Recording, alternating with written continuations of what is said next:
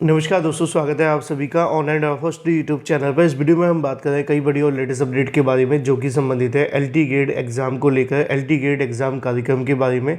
साथ ही साथ अगर बात की जाए एलटी गेट एग्जाम डेट स्थगित को लेकर, इन विषयों की परीक्षा को लेकर, साथ ही साथ हम बात करेंगे उत्तर प्रदेश लोक सेवा आयोग के परीक्षा कार्यक्रम में बदलाव को लेकर।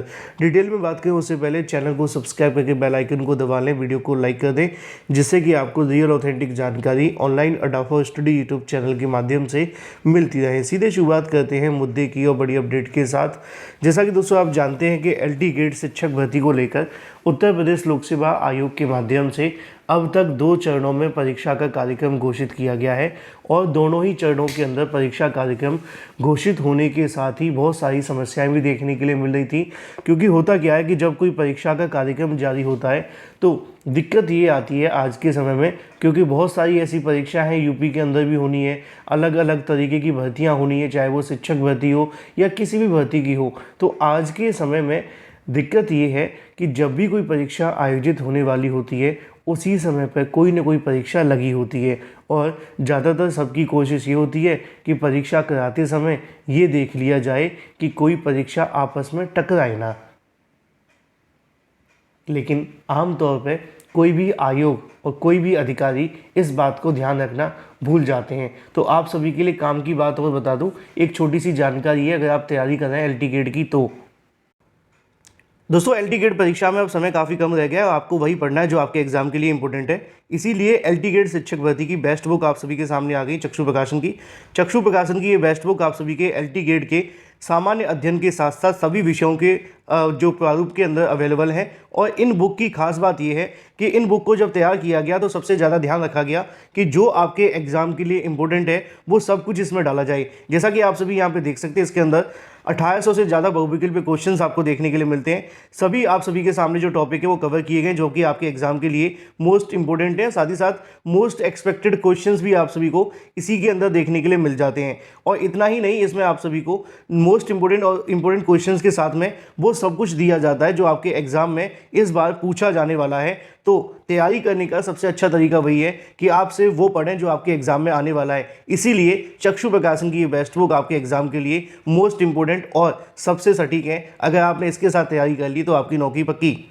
और अगर आप सामान्य अध्ययन के अलावा किसी और बुक को परचेस करना चाहते हैं किसी और सब्जेक्ट के लिए, तो उसमें भी आप सभी के लिए सब कुछ अवेलेबल है। इन बुक को आप अमेजोन या फ्लिपकार्ट से ले सकते हैं या अपने नज़दीकी स्टोर से। सभी के लिंक मैंने आपको वीडियो की डिस्क्रिप्शन में दे दिए हैं। आज ही परचेज करें अपनी बेस्ट प्रिपरेशन के लिए।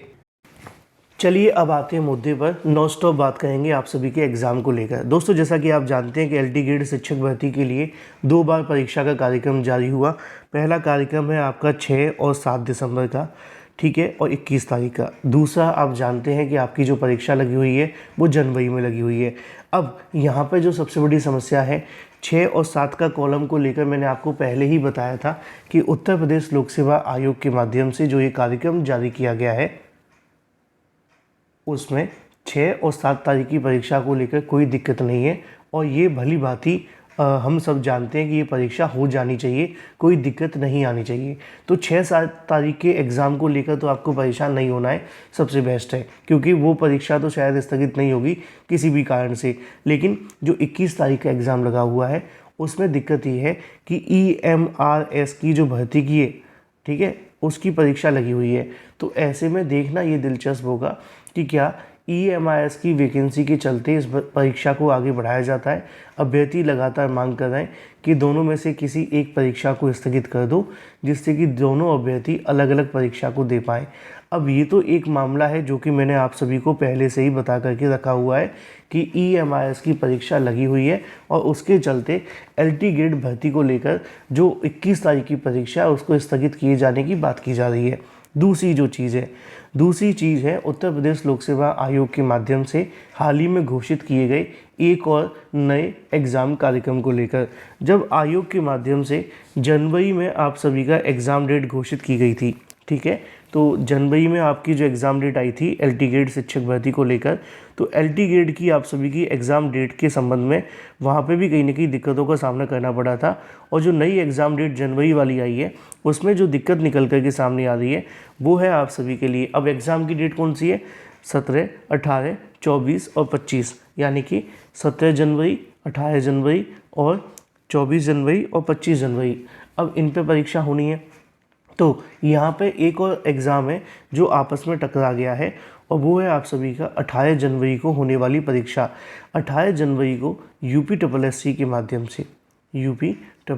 माध्यम से एक और एग्ज़ाम लगा हुआ है, और वो है स्टेनो का। स्टेनो को लेकर बहुत सारे अभ्यर्थी मांग कर रहे हैं कि स्टेनो की परीक्षा अगर 18 जनवरी को होनी है तो एलटी ग्रेड का एग्ज़ाम क्यों लगा दिया गया है, क्योंकि दोनों के अंदर अभ्यर्थी बड़ी संख्या में मौजूद हैं, और ऐसी कंडीशन में दोनों अभ्यर्थियों को अगर एक एग्ज़ाम छोड़ना पड़ा तो दिक्कतों का सामना तो करना पड़ेगा। इसलिए अभ्यर्थियों की मांग है कि कम से कम जो भी परीक्षा हो, चाहे वो उत्तर प्रदेश लोक सेवा आयोग ले या उत्तर प्रदेश अधीनस्थ सेवा चयन आयोग, इसकी जिम्मेदारी लेकर के दोनों में से किसी एक परीक्षा को थोड़ा आगे पीछे कर दिया जाए तो दोनों ही अभ्यर्थियों का भला हो जाएगा। अब देखना ये है कि भला होता है या नहीं, क्योंकि कौन कौन से विषय हैं जिनकी परीक्षा स्थगित हो सकती हैं वो मैंने आपको बता दी हैं। अभी तक जो चीज़ें आपके सामने निकल कर आ रही हैं उसमें पहला है 21 दिसंबर का एग्ज़ाम, ठीक है, 21 दिसंबर का। दूसरा है 18 जनवरी का, ठीक है। इन एग्ज़ाम को लेकर दिक्कतें हैं, बाकी के जो एग्ज़ाम की तारीखें जारी हुई हैं उनमें ज़्यादा दिक्कतें नहीं आनी चाहिए, और अगर सब कुछ सही रहा तो वो एग्ज़ाम अपने तय समय पर हो जाएगा। अब उत्तर प्रदेश लोक सेवा आयोग पर भी अभ्यर्थियों ने अपनी ये मांग रखी थी,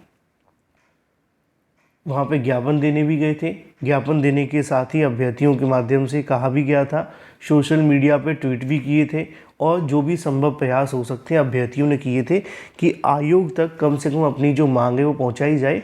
और इस मांग को लेकर भी आयोग के माध्यम से अभी तक अगर मैं आपको बताने की कोशिश करूं तो उनकी तरफ से जो स्पष्टीकरण है वो देखने के लिए नहीं मिला है, क्योंकि ज़्यादातर जो आयोग होते हैं वो अपनी ओर से फाइनल नहीं करते हैं। उसकी वजह आप भी जानते हैं कि अगर वो फाइनल कर देंगे तो फिर अभ्यर्थी कहीं ना कहीं और दबाव बनाएंगे।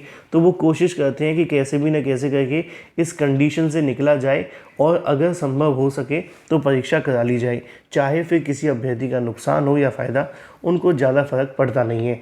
तो जो चीज़ें निकल कर के सामने आ रही हैं वो मैंने आपको बता दी है। बहुत सारे अभ्यर्थी पूछ रहे थे सर अगर परीक्षा स्थगित होती है तो कौन कौन सी हो सकती हैं।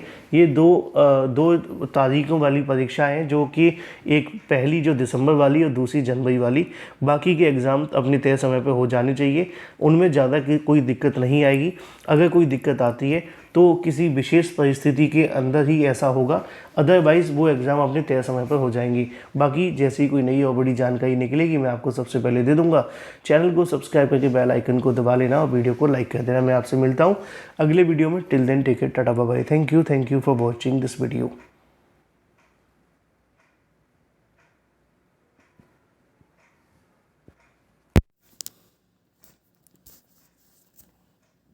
बंद नहीं की।